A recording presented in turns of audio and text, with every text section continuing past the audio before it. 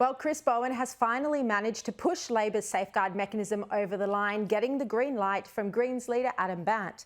The deal was sealed despite no commitment from Labor to stop new coal and gas projects, which Bandt spent weeks insisting was non-negotiable. Let's go live now to Sky News' James Morrow in Canberra.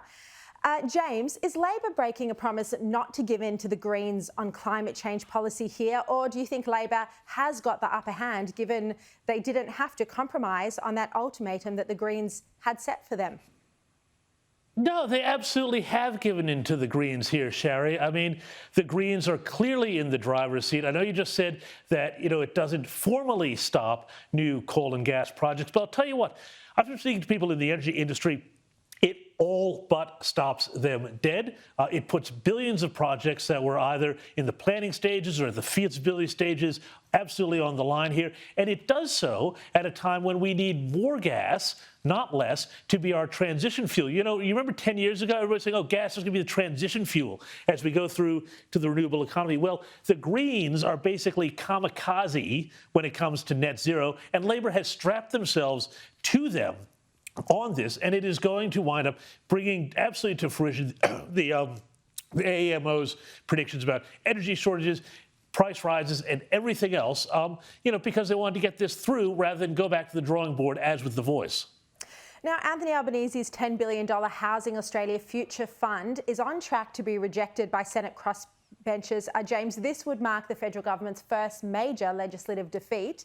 And of course, this is Albanese's election promise for more affordable housing. Are the Greens right to vote this policy down? Yeah, look, this is one of those weird cases where a broken clock can be right twice a day, and this is absolutely one of those things. This Housing Affordability Future Fund, it's a bizarre idea where you're going to borrow money and then use the proceeds, borrow money at expensive rates, by the way, and then use that money to invest and use the dividends to that to buy houses. And then, Judith Sloan worked this out in the Australian today. She did the math, and basically they're assuming that they can get a new housing unit for $83,000. That's ridiculous. I don't know how they come up with this number.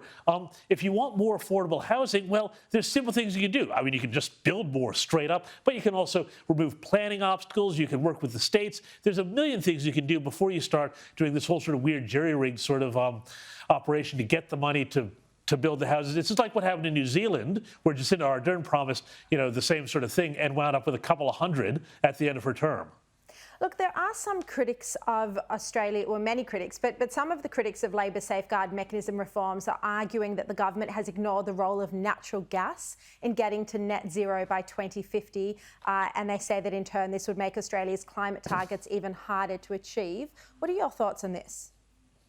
Well, yeah, exactly. I mean, as I was saying before, gas was supposed to be the transition fuel, and now they are running gas out of the market. It's as simple as that. And, when you see things like Chris Bowen saying, oh, well, also you could have The Voice winding up, if that gets up, also affecting energy policy. I mean, who is going to wind up putting their money into investing in any sort of extractive industry in this country if this is the way that we're making policy? At the same time, all of this stuff is coming offline.